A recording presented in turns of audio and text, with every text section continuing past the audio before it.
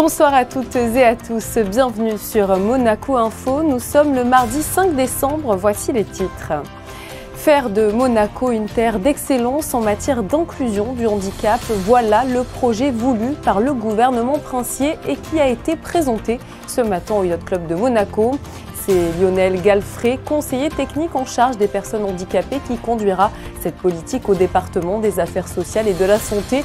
Il nous détaillera dans quelques instants ce projet. Monaco place l'océan au cœur de la COP28 à Dubaï. La Fondation Prince Albert II organise plusieurs événements pour rappeler son rôle essentiel, un allié dans la lutte contre le changement climatique. Ce vendredi 8 décembre, Monaco célébrera comme chaque année l'Immaculée Conception. Mais quelle est l'origine de cette fête et qu'est-il prévu pour l'occasion en principauté? Les réponses avec l'abbé Christian Venard qui sera notre invité. Le Métropole Shopping Center a encore une fois rivalisé d'idées pour proposer au public des activités de Noël et une décoration innovante avec pour thématique la Grande-Bretagne. Reportage à découvrir dans cette édition. Et pour finir ce journal, nous vous proposerons un instant gourmand avec la découverte de l'oursin au marché de la Condamine. Vous le verrez, on connaît parfois mal ce mets d'exception qui se déguste durant les fêtes de fin d'année, mais pas que. Ce mardi 5 décembre, je vous le disais en titre, le gouvernement monégasque a présenté son plan national pour favoriser l'inclusion des personnes handicapées. Ce projet baptisé Handipact Monaco est mené par Lionel Galfré et il est présent avec nous ce soir. Bonsoir. Bonsoir.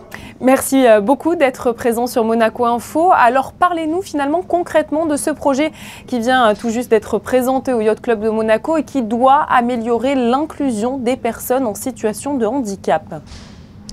Concrètement, ce projet il a pour ambition d'arriver à l'inclusion de tous les handicaps en principauté. Et l'objectif, c'est que Monaco soit prêt dans quelques années, que chacun de nous soit prêt à accueillir des personnes en situation de handicap, à accueillir, à former, à éduquer, à soigner, à employer des personnes en situation de handicap. C'est ça tout l'objet du plan, avec des mesures très concrètes qui vont être mises en œuvre rapidement et en concertation avec les associations et l'ensemble de la société monégasque. La politique nationale pour l'inclusion des personnes en situation de handicap concerne 9 domaines bien précis d'action, c'est ça ? Absolument, 9 domaines bien précis d'action. Il faut bien qu'on se rende compte que la situation des personnes qui souffrent de handicap concerne tous les éléments de leur vie, de leur naissance à leur disparition. Le fait de vivre implique qu'on puisse fréquenter des commerces, qu'on puisse travailler, qu'on puisse se former, qu'on puisse apprendre, qu'on puisse se soigner. Et l'ensemble de ces thématiques est importante à aborder et c'est à l'ensemble de ces thématiques sur lesquelles il faut travailler ensemble. Plus d'inclusion en principauté, c'était une vraie nécessité malgré l'énorme travail des associations et du gouvernement finalement tout au long de l'année. Absolument, c'est ce que je disais, beaucoup de choses sont faites en principauté. On a une base solide qui est rendue possible grâce à l'action du gouvernement et des associations depuis des années. Aujourd'hui, il faut passer à l'étape 2. Et l'étape 2, c'est que l'ensemble de la société prenne conscience de ce qu'est le handicap et que chacun à son niveau, nous avons quelque chose à faire pour être prêt demain et pour arriver à avoir une société la plus inclusive possible. Pour être très concret, peut-on parler de quelques grands projets majeurs qui sont en cours? Je pense notamment au foyer de vie qui doit être créé, je crois, dans le quartier Platy. Oui, absolument. Il y a tous ces projets qui sont en cours, qui consistent à se doter de structures qui seront capables d'accueillir les personnes en situation de handicap.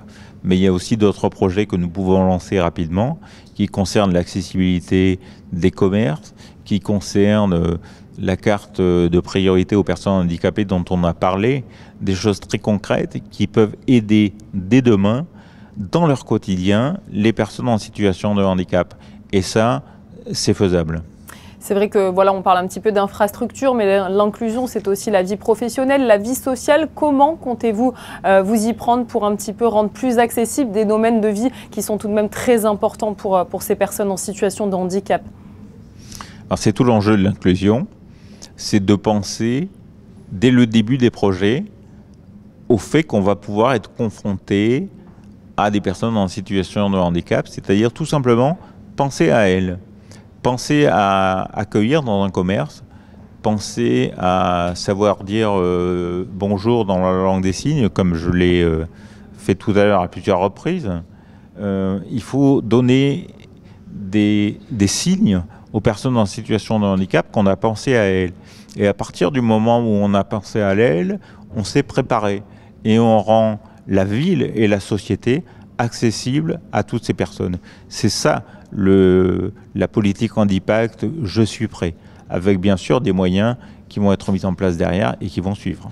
D'autant que, précisons-le, mais je crois que 80% des personnes en situation de handicap, ce sont des handicaps invisibles. Donc c'est vrai que par moment, pour s'en rendre compte, cela peut compliquer quelquefois les choses. Absolument. On a tendance à résumer le handicap au pictogramme en fauteuil roulant. Et c'est un sésame pour les gens qui souffrent de handicap. Mais ça peut faire penser aux gens que le handicap, c'est ça. Non, 80% des handicaps sont invisibles.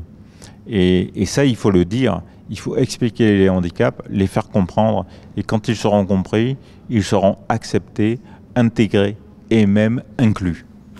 Merci beaucoup à vous, Lionel Galfré, pour toutes ces précisions. Je le rappelle, sur la politique nationale pour l'inclusion des personnes en situation de handicap à Monaco. Merci beaucoup.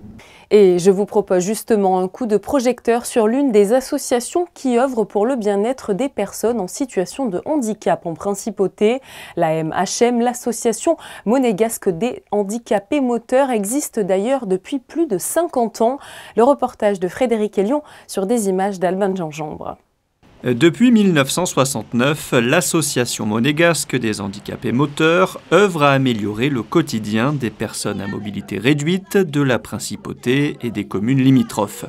3 structures accueillent les membres de l'AMHM, le local à Monacoville, la Casa Devota à Beau-Soleil et la Villa Julia à Cap-d'Aille. Il faut compter à peu près 25-30 membres de personnes handicapées en fauteuil. Et puis nous avons des adhérents qui sont et la famille et des sympathisants qui nous suivent depuis des années. Parce que le but c'était aussi de ne pas se retrouver qu'avec des personnes handicapées qui ne parlent que de leurs problèmes. De nombreuses activités sont proposées chaque semaine, des ateliers cuisine, théâtre, musique, céramique, broderie ou yoga. L'occasion de se réunir tous les jours et de partager des moments ensemble, comme lors de l'atelier spécial Noël de lundi soir. C'est important de se voir, de se revoir, d'être groupés. Ça amène beaucoup de famille, de cohésion et ça fait beaucoup du bien à toute l'association en fait. Il y a pas mal de quelques sorties culturelles, sportives, et c'est très très important. Et surtout de mélanger valides et handicapés. Parce que je sais pas, moi je parle pour moi, quand je suis avec des valides, je ne me sens pas handicapée. L'association met également à disposition 2 appartements pour permettre aux touristes en situation de handicap moteur, désireux de visiter la principauté et ses alentours, de se loger à des prix abordables. Alors que nous célébrons, comme vous avez pu le constater, la journée du handicap en principauté, aujourd'hui est également la journée internationale des volontaires. L'esprit du volontariat est ainsi promu au niveau local, national et international. À Monaco, la direction de la coopération internationale recrute chaque année de jeunes volontaires qui viennent en appui sur le terrain aux projets soutenus par la principauté. Ils sont actuellement une dizaine en poste en Afrique principalement et au Maghreb, dont la jeune Lauriane Bousten. Elle a étudié à Monaco et a rejoint il y a 3 ans Bioforce au Sénégal. Nous écoutons son témoignage recueilli par Patricia Navarro et Thomas Deus. J'ai fait mon master en management de projet humanitaire et donc pour valider mon master, il fallait que je fasse une mission et j'étais au courant que Monaco proposait donc ce programme de volontariat et donc voilà, j'ai postulé, j'ai eu l'occasion de venir au Sénégal pour une première année et là je suis sur ma 3e année. Qu'est-ce qui fait qu'une jeune femme de votre âge, elle se tourne vers les autres, elle part à l'étranger et elle a juste envie de donner et d'aider ? Je pense que ça part de ma mère en réalité, de l'avoir avoir fait ça dans le passé, et j'ai eu l'occasion de voyager aussi grâce à mes parents et de voir voilà, autre chose. Et bon là particulièrement ce qui m'intéresse c'est de venir en aide aux enfants vulnérables. Et alors justement, que faites-vous actuellement au Sénégal en tant que VIM ? Donc là je travaille en tant que chargée de projet à Bioforce, qui est un institut de formation, et je travaille plus précisément sur un projet pour former des personnes réfugiées et déplacées internes, pour permettre de les rendre acteurs de l'action, étant donné que voilà, ils connaissent eux-mêmes au mieux en fait, les besoins, et donc voilà, les outiller pour pouvoir intégrer le secteur. Alors on sait qu'il y a un lien très fort avec la base, c'est-à-dire la coopération internationale de Monaco. On ne vous laisse pas comme ça dans la nature, vous êtes suivi, accompagné en tant que VIM. Oui, effectivement, on nous lâche pas comme ça. L'équipe est vraiment attentive, accueillante, bienveillante, et vraiment depuis le départ, je me sens vraiment très soutenue et guidée, donc voilà, c'est génial. Et les jeunes volontaires internationaux monégasques sont au nombre de 8 et sont tous des femmes. Vous le savez sans doute déjà, Jeux Olympiques oblige, le Tour de France 2024 ne se terminera pas comme chaque année sur les Champs-Élysées, mais sur la Côte d'Azur avec une dernière étape reliant Monaco à Nice. Ce mardi matin, une convention a été signée au Yacht Club entre ASO, l'organisateur du Tour de France, et la Principauté. Plus d'informations dans ce reportage de Frédéric Elion et Lionel Bernardi. Tout le monde a encore en mémoire le grand départ du Tour de France à Monaco en 2009. La Principauté accueillera l'an prochain le départ de la dernière étape de la Grande Boucle 2024, reliant Monaco à Nice, via contre-la-montre individuelle de 34 km. Ce mardi midi, le prince Albert II et de nombreuses personnalités de la Principauté étaient réunis au Yacht Club de Monaco pour la signature du contrat liant Amaury Sport Organisation à la Principauté pour le départ de la 21e étape du Tour 2024. Ça ouvre de très belles perspectives, et puis voilà, puis tout le monde a pu voir, s'il n'avait pas déjà vu, en image ce que sera le tracé de cette dernière étape contre-la-montre. Et puis le fait qu'il n'y ait pas eu de contre-la-montre qui décide le Tour, enfin qui j'espère décidera le Tour de France depuis 1989, voilà, je crois que ça rajoute un aspect particulier à cette dernière étape. Mais on est très heureux de l'accueillir, on est très heureux voilà, qu'il y ait ce lien historique avec le Tour de France et la Principauté, et qui se traduit dans sa version actuelle par ce très beau et cette opportunité assez unique que l'arrivée du Tour ne se fasse pas à Paris cette année, grâce aux Jeux Olympiques. Je ne dis pas à cause des Jeux Olympiques, je dis grâce aux Jeux Olympiques. Et que voilà, qu'il y ait ce très beau trait d'union entre la Principauté et la France. Le Tour 2024 s'annonce palpitant, avec une grosse bataille à venir entre les cadors du peloton suite au transfert de cet été. Maintenant, on a 4 as dans 4 équipes différentes. Donc, Roglic, en effet, qui vient de changer d'équipe. Évidemment, Vingegaard et Pogačar. Et puis Evenepoel, le jeune Belge qui va faire ses débuts sur le Tour de France à 24 ans, comme son prestigieux aîné Eddy Merckx. Son premier tour, c'était à 24 ans. Et puis avec un dernier contre-la-montre, dernière étape du Tour, un 21 juillet, jour de la fête nationale belge. Voilà. Que demande le peuple belge, j'ai envie de vous dire. En tout cas, oui, j'espère qu'on aura un combat haletant jusqu'au bout. Et certains coureurs pourront bientôt prendre des repères en course, puisqu'au mois de mars, sur le parcours du Paris-Nice, il y aura une 40aine de kilomètres communs avec le futur Tour de France. Parlons environnement à présent et direction Dubaï où la COP28 se poursuit jusqu'au 12 décembre. Une délégation monégasque est toujours sur place pour participer aux négociations qui doivent établir un plan d'action pour limiter le réchauffement climatique. La ministre des Relations extérieures et de la coopération, Isabelle Béraud-Amadei, doit rejoindre cette délégation en milieu de semaine où elle portera la voix de la Principauté dans cette conférence sur le climat. Une conférence où la place de l'océan est très peu évoquée et pourtant son rôle est primordial, comme l'a rappelé le prince Albert II dans ses différents discours. Le reportage sur place d'Émilie Rousseau et d'Hugo Comassa. L'océan couvre plus de 70% de la planète et pourtant il demeure encore trop souvent peu considéré dans les négociations internationales. Même si l'adoption récente de l'accord sur le BBNJ a permis de faire avancer certains aspects importants, à la COP28, Monaco a décidé de le placer au cœur des débats. À plusieurs reprises, Son Altesse Sérénissime le Prince Albert II a rappelé le rôle important de l'océan qui est à la fois un témoin passif des impacts dévastateurs du changement climatique, mais aussi notre meilleur allié dans cette lutte. Il n'est pas assez pris en considération, il est loin, donc il y a moins de gens qui y vivent. Sauf que, vous savez, avec l'effondrement de la cryosphère, de la glace en Antarctique et en Arctique et des glaciers, ça sera 2 milliards de personnes qui vont être touchées d'ici 2100. Plus d'eau pour certains, trop d'eau pour d'autres. Et ce rôle primordial a été mis en exergue par les scientifiques, notamment dans un rapport spécial du GIEC rendu public à Monaco en 2019. Un rapport sur les océans et la cryosphère qui souligne l'importance des océans dans le système climatique. Un message aujourd'hui encore relayé par son président, Jim Skea. Well, the clear message coming from science is that unless we act immediately, important goals like limiting warming to 1.5 degrees will not be achievable. It's just to say, as well as reducing emissions, there are also big challenges in terms of adaptation and financing that need to be addressed. La prise en compte des questions océaniques lors des négociations climatiques est donc plus que nécessaire. À la COP28, la Fondation Prince Albert II de Monaco est le mécène du pavillon Océan depuis sa création l'an dernier. Elle y co-organise des événements réunissant des scientifiques, des décideurs politiques, des ingénieurs et des philanthropes. Le climat, l'océan, ce sont les deux faces d'une même pièce, en fait, comme le dit très bien John Kerry, mais c'est vrai. Et malheureusement, jour après jour, on doit rappeler aux décideurs politiques, aux décideurs économiques et au grand public que c'est bien le cas et qu'on n'arrivera certainement pas à régler les défis climatiques sans s'atteler réellement aux gros défis posés à l'océan, que ce soit la surpêche, l'acidification des océans, la montée du niveau des mers, des problèmes majeurs pour le quotidien de l'humanité et on l'ignore bien trop souvent. Monaco est un réel moteur. Le pays s'engage régulièrement sur la scène internationale en rappelant ses actions concrètes en faveur de l'océan.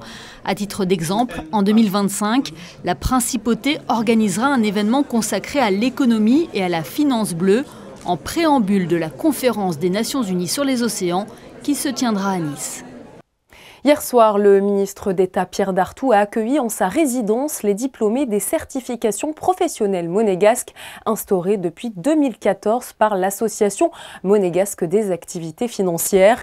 Cette certification est un dispositif obligatoire destiné à tous les collaborateurs qui sont en relation avec la clientèle ou les marchés de la place financière monégasque. Depuis sa création, pas moins de 963 professionnels ont été certifiés pour un taux de réussite annuel de plus de 82%. Lors de son allocution, le ministre d'État a tenu à féliciter l'AMAF pour son action dans la lutte contre le blanchiment, le terrorisme et la corruption, ainsi que pour le rôle moteur qu'elle joue dans la quête de l'excellence du secteur financier. Ce vendredi 8 décembre, la Principauté va comme chaque année célébrer l'Immaculée Conception, jour férié mais surtout jour de fête où de nombreux temps forts sont prévus, comme va nous l'expliquer notre invité, l'abbé Christian Venard. Bonsoir. Bonsoir Julia. Alors, première question, quelle est précisément la signification de l'Immaculée Conception ? Ah, alors c'est un grand dogme de la foi catholique, c'est-à-dire que dans notre foi catholique, nous croyons que Marie a été préservée du péché originel. Nous nous héritons tous de ce fameux péché des origines d'Adam et Ève, mais Marie, par une grâce spéciale de Dieu, en est préservée parce que c'est elle qui portera en son sein le Seigneur Jésus lui-même, notre Sauveur, Dieu lui-même. Elle est la Théotokos, la mère de Dieu. Et ici à Monaco, nous la vénérons d'autant plus qu'elle est la titulaire, l'Immaculée Conception, la Vierge Marie est titulaire de notre cathédrale. Pourquoi on la célèbre finalement le 8 décembre ? Alors, c'est une fête qui a été choisie d'une manière un petit peu arbitraire, en quelque sorte, la date dans l'Église catholique. Et c'est lié aussi, c'est l'occasion de le rappeler, quand le dogme a été formulé, promulgué, dit-on, en 1854 par le pape Pie IX, quelque temps après les apparitions de la Sainte Vierge à Lourdes, où elle-même, à la petite Bernadette, à Sainte Bernadette de Lourdes, elle se présente en disant « Je suis l'Immaculée Conception ». Alors, c'est vrai qu'à Monaco, l'Immaculée Conception, c'est une grande fête. Alors tout d'abord, que va-t-il se passer précisément le 8 décembre en Principauté ? Alors c'est doublement une grande fête pour nous, c'est d'ailleurs pour ça que ici à Monaco c'est un jour férié, d'une part parce qu'on célèbre l'Immaculée Conception et puis le même jour on célèbre le fait que la Vierge Marie a protégé Monaco de la peste en 1631 et que le prince de l'époque a souhaité que depuis les Monégasques en remerciement fassent une procession. Donc le soir, rendez-vous pour tous ceux qui le souhaitent et j'espère nombreux à 18h à la cathédrale pour la messe pontificale avec notre archevêque qui la présidera, Monseigneur David. Et puis après cette messe, la procession dans les rues du Rocher pour célébrer ce moment où la Vierge Marie en 1631 a protégé Monaco. Alors, vous êtes de votre côté l'aumônier de la force publique. Je crois que la caserne sera justement baptisée ce 8 décembre. Est-ce que vous pouvez nous parler justement de cet événement ? Alors, il y a 2 ou 3 éléments spécifiques en effet cette année. Un qui existait déjà, c'est qu'au cours de la procession, l'archevêque bénit le fameux chemin des crèches, dont c'est le 10e anniversaire cette année. Et puis il y a une nouveauté qui devrait perdurer, c'est que pour marquer l'attachement du corps des Carabiniers du Prince, de la compagnie des Carabiniers du Prince, à la cathédrale qui est là, d'une certaine façon, l'église mère de la cathédrale, eh bien, à partir de cette année, l'orchestre des Carabiniers du Prince va venir accompagner la messe et la procession. Et au cours de la procession, l'archevêque bénira la caserne du palais. Et cette bénédiction a surtout du sens, c'est qu'à travers cela, l'archevêque bénit les Carabiniers du Prince et leurs familles qui sont au service tout particulier du souverain et de sa famille. C'est vrai, on vient beaucoup de parler de l'Immaculée Conception qui aura donc lieu ce 8 décembre. Mais nous l'oublions pas, Christian Venard, demain c'est aussi la Saint-Nicolas. Est-ce que vous pouvez nous en dire plus ? Alors Saint-Nicolas, un très très grand saint qui remonte au début du christianisme, très vénéré dans tout l'Orient et sur le pourtour méditerranéen, comme ici à Monaco.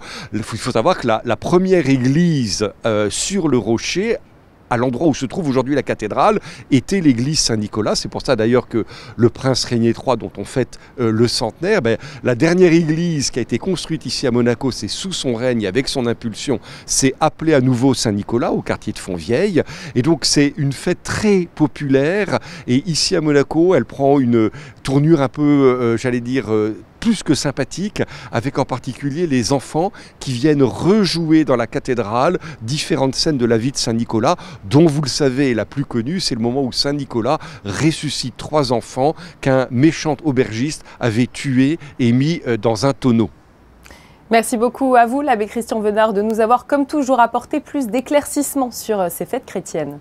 Avec plaisir, et alors rendez-vous vendredi soir, nombreux sur le Rocher. On y sera, merci. Allez, on vous emmène à présent au cœur de la magie de Noël. Direction cette fois le Métropole Shopping Center qui rivalise chaque année d'originalité pour proposer au public différentes activités. Mais il y a aussi des traditions qui se veulent éternelles comme la rencontre avec le Père Noël, le sapin ou encore le délicieux panettone. Reportage signé Christine Datomel. Le Métropole Shopping Center séparé aux couleurs de Noël avec une thématique cette année, le Noël britannique. Les commerçants vous invitent donc à partager avec eux la féerie de Noël et pour ce faire, différentes activités ont été organisées chaque jour de ce mois de décembre pour petits et grands. Les petits visiteurs du Métropole pourront profiter d'ateliers créatifs tout au long du mois de décembre et les plus grands pourront profiter de dégustations, de spectacles de danse, de musique, de gospel même, jusqu'au jour du 25. Pour les petits-enfants, nous avons prévu également la visite du Père Noël chaque jour, dès aujourd'hui. Ils pourront prendre une photo avec lui. Après avoir rencontré le Père Noël et participé à l'un des ateliers créatifs au sein de la galerie, vous pourrez vous arrêter dans les différents pop-up mis en place pour l'occasion. Et avis aux gourmands et aux amoureux de belles choses, la magie de Noël ne peut qu'opérer. Ce sont des panettoni, industrie traditionnelle italienne, qui ont été faits par la pâtisserie San Carlo de Milan. On a fait une collaboration entre ces pâtisseries traditionnelles bien aimées à Milan et Vogue qui a dessiné les boîtes. Les boîtes ont été dessinées par Hermès et il y a une collaboration. On a 3 goûts différents. On a le panettone traditionnel, le panettone au pistache et le panettone poire et chocolat. Ça vient d'Autriche, de Vienne. Donc c'est une tradition qui date de 1836, je crois, je ne suis pas sûre. Donc c'est un gâteau qui est enrobé de chocolat avec une viennoise dedans. et une fine pellicule de confiture d'abricot. Nous créons des sapins sur mesure, donc les gens choisissent leur décoration et nous leur livrons. On fait des décorations de Noël, des boules de Noël. Après, vous avez des bougies aussi pour décorer les tables et tout ce qui sert aux petits cadeaux pour Noël en fait. Et alors, quel style de décoration vous pouvez faire ? Alors là, cette année, la décoration, c'est Londres. Donc, on fait des décorations dans les tons rouges et verts, un peu écossaises.